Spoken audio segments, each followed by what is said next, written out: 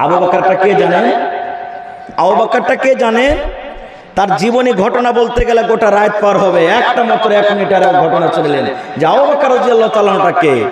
এই যে এক্ষুনি হিজরতের কথা বললাম, নবীজি বাড়ি ছেড়ে চলে গেলেন, বাড়ি ছেড়ে নবীজি চলে গেলেন, সাথে আবু বকর রাদিয়াল্লাহু তাআলা আনহু। গোটা রাত হাঁটলেন, হাঁটতে হাঁটতে হাঁটতে যখন ভোর হয়ে গেল, সকাল হয়ে গেল, একটা পাহাড় আছে রাস্তাতে, পাহাড়টার নাম হলো সওর পাহাড়। পাহাড়ের নাম হলো কি? সওর পাহাড়। ওই পাহাড়ে একটা খাল আছে, গর্ত আছে, ওই গর্তর নাম হলো সওর, গারে সওর, সোরের গর্ত, সোর পাহাড়ের নাম, আর গর্তটা হলো গার মানে গার। হযরত আবু বকর বলছেন, নবীজি ভোর হয়ে গেল, মক্কার মুশরিকেরা হয়তো আমাদেরকে খবর নেবে, ধরা পড়ে যাব, এই পাহাড়ের উপর একটা গর্ত আছে, ওখানে লুকিয়ে যাব, চলেন আমরা।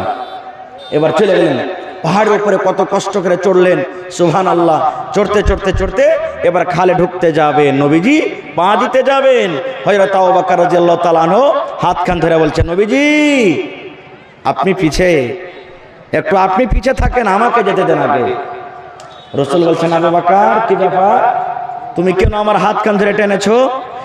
আরে আমি আগে যাব, তুমি পিছনে যাবে, কিন্তু তুমি কেন বলছো যে নবীজি আমি আগে যাব, আপনি পিছনে এসে?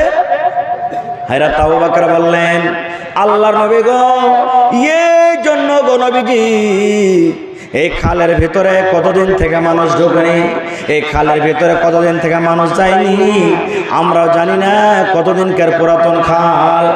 আল্লাহ রাসূল গো, এই খালে জানি না কত রকম বিষাক্ত জানোয়ার আছে, বিষাক্ত সাপ আছে।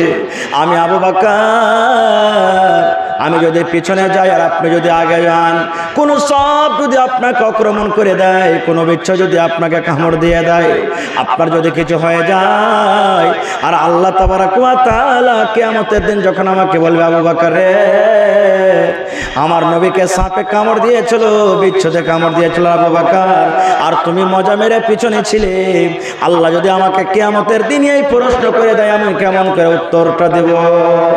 আল্লাহ রাসূলকে বলছেন, নবী গো আপনি পিছনে এসেন, আমি আগতে যাই। হযরত আবু বকর আগতে গর্ততে ঢুকে গেলেন, দেখছেন গর্তের ভিতরে অনেকগুলি খাল আছে, নিজের কম্বলকে ছেড়ে ছেড়ে ছেড়ে ছেড়ে খালগুলোকে বন্ধ করলেন, এই খালে দিয়ে দিলেন, ওই খালে দিয়ে দিলেন, ওই খালে দিয়ে দিলেন, এই খালে দিয়ে দিলেন, ওই খালে দিয়ে দিলেন, দিতে দিতে সুবহানাল্লাহ দুটা খাল এমন থেকে গেল। আর আবু বকরের কাছে ওরকম কোনো কাপড় নাই যে খালের মুখটা বন্ধ করবে, খালের মুখটা বন্ধ করবে, এরকম কোনো কাপড় নাই। এইবার আবু বকর রাদিয়াল্লাহু তাআলা আনহু নিজের পা দুখানে এরকম ভাবে দুটা খালে দিয়ে দিলেন, দুটা খালে পাটা দিয়ে দিলেন, এবার খাল দুটাকে ঝেঁপে দেওয়া হলো। কিন্তু মুসলমান, ওই খালে কেমন একটা সাপ কি কোনো এমন বিষাক্ত বিচ্ছু জানোয়ার ছিল, যার মুখ যখন বন্ধ হয়ে গেল, ওই জানোয়ার বের হওয়ার জন্য ছটফট করছে, ওই মুখ বন্ধ, এবার ওই মুখ দিয়ে যাচ্ছে, ওই মুখ বন্ধ, ওই মুখ বন্ধ। এবার হযরত আবু বকর রাদিয়াল্লাহু তাআলা আল্লাহ রাসূলকে বললেন, নবীজি এখানে তো কোনো বালিশ নাই, আমি আবু বকর আমার এই পায়ের ওপরে, রানের ওপরে আপনি মাথাটা রেখে ঘুমিয়ে যান, কারণ গোটা রাত আপনি ঘুমাইতে পারেননি, এই বেঈমান শয়তানের কারণে গোটা রাত আপনি হেঁটে হেঁটে সফর করছেন গো দয়ার নবী, আপনি আমার এই রানের ওপরে মাথাটা রেখে আপনি ঘুমিয়ে যান। সারা রাতের খাস্তানা মানুষ দয়ার নবী আবু বকরের রানের উপরে মাথা রেখে ঘুমিয়ে গেলেন। নবীজি ঘুমিয়ে আছেন, আর আবু বকর বসে আছেন, জেগে আছেন, আর ওই গর্ততে খালে এরকম ভাবে পা দিয়ে আছেন। ওরে সুবহানাল্লাহ, ওই খালে কোন এমন বিষাক্ত জানোয়ার ছিল রে মুসলমান, যখন দেখলে গোটা চারিদিকে খাল বন্ধ হয়ে আছে, ও বন্ধ হয়ে আছে, এবার ওই সাপটা এসে কিংবা ওই বিষাক্ত বিচ্ছু জানোয়ারটা এসে হযরত আবু বকরকে এমন জোর করে কামড় দিলেন, এমন জোর করে কামড় দিলেন, হযরত আবু বকরকে বিষ লেগে গেল। আস্তে আস্তে আস্তে আস্তে করে গোটা শরীরে বিষ চড়তে শুরু হয়ে গেছে। এবার হযরত আবু বকর বিষে কাতর হয়েছেন, আর সহ্য হয় না, মনে হয় জানটা বের হয়ে যাবে, এবার দুনিয়া থেকে চলে যাবেন, এমন জোরে বিষে কাতর হয়ে গেলেন। এবার হযরত আবু বকর কিন্তু এখনো নবীকে জানান না, আল্লাহ রাসূল গো আমাকে কোনো বিষাক্ত জানোয়ারে কামড়ে নিয়েছে, কেন জাগান না? আমার নবী গোটা রাত জেগে আছেন রে, এখন আমার নবী ঘুমালছে, আমি আবু বকর মরে যাব, দুনিয়া থেকে চলে যাব, কিন্তু আমার নবীর ঘুম থেকে নবীকে আমি ডিস্টার্ব করব না। যখন হযরত আবু বকর সহ্য না করতে পেরে পড়েছে, চোখ দিয়ে এবার পানি ঝরতে শুরু হয়েছে। এক ফোঁটা চোখের পানি যখন নবীর গায়ে পড়ে গেছেন, চট করে নবী চেতন হয়ে গেছেন। এবার চট করে চেতন হয়ে যাওয়ার পর আল্লাহ রাসূল নিজের শ্বশুর আবু বকরকে বলছেন, আবু বকর, বাড়ি মনে পড়ে গেল নাকি? ছেলে মেয়ে মনে পড়ে গেল নাকি? জমি জায়গা মনে পড়ে গেল নাকি? দেশ মনে পড়ে গেল নাকি? বাড়ি ঘর ছেড়ে চলে এসেছো, ছেলে মেয়ে ছেড়ে চলে এসেছো আবু বকর, ওই বাড়ির ছেলে মেয়ে মনে পড়েছে নাকি? তাই তোমার চোখে পানি? হযরত আবু বকর বলছেন, আল্লাহ রাসূল গো, না গো আল্লাহ রাসূল, আমার বাড়ি বলে মনে হয়নি, আমার ছেলে মেয়ে বলে মনে হয়নি, আমি বাড়ির মহব্বত মায়ের কারণে আমি কান্দি না গো নবীজি। রাসূল বলছেন, তাহলে তোমার চোখে কেন পানি? এবার হযরত আবু বকর বলছেন, ইয়া রাসূলুল্লাহ, আল্লাহ রাসূল গো, এই গর্তের ভিতরে ছোট ছোট কিছু গর্ত ছিল, সমস্ত গর্তকে আমি বন্ধ করে দিয়েছি, কিন্তু এই দেখেন দুটা গর্তকে বন্ধ করার জন্য আমি কিছু পাইনি। নিজের পা দিয়ে ঢেকাচ্ছি নবী গো, এই খালের ভিতরে কোনো এমন একটা বিষাক্ত জানোয়ার ছিল, যে জানোয়ারটা আমার পায়ে কামড় দিয়ে দিয়েছে, আমার আর মনে হয় জানটা বাঁচবে না, আমি মরে যাব, আমার জানটা কেমন কেমন করছে, মন খানা আমার ধড়ফড় করছে, তাই নবী গো আমি বিষে কাতর হয়েছে, আর সহ্য হয় না, যার কারণে আমি কান্দি। আল্লাহ রাসূল তার আবু বকরকে বলছেন, আবু বকর, এত কষ্ট করার তোমার কি দরকার বাবা রে?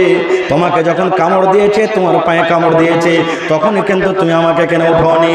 হযরত আবু বকর বলছেন, ইয়া রাসূলুল্লাহ, এই জন্য আমি উঠাইনি গো নবীজি, যে গোটা রাত আপনি জেগে আছেন, আপনার নিনটা ভেঙে যাবে, ঘুমটা ভেঙে যাবে, আপনাকে ভালো লাগবে না, এই জন্য আমি আবু বকর ভাবলাম আমার জান চলে যায়, কেন নবীকে জাগাবো না।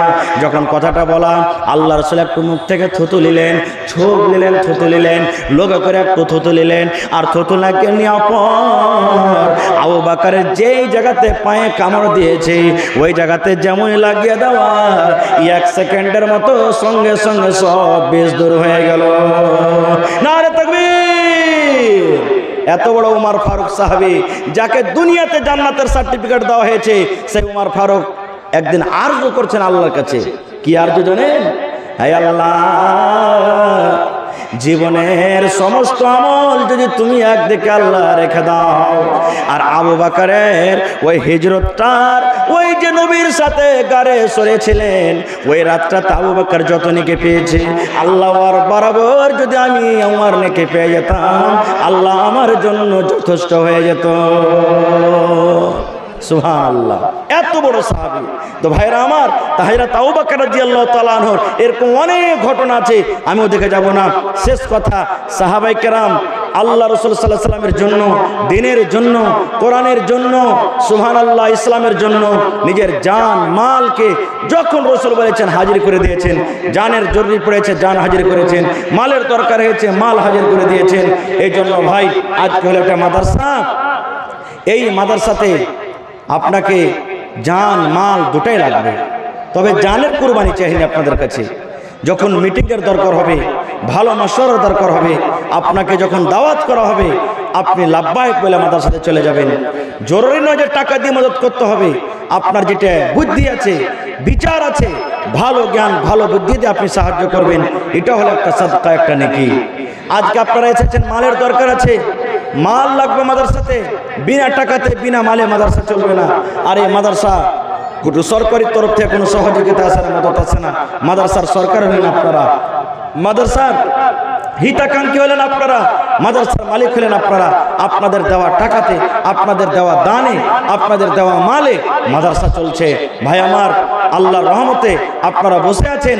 গত বছর এই জায়গাতে আমি চেয়েছিলাম, আল্লাহুস সামাদ, আমি 5,000 10,000 করে আমি চেয়েছিলাম।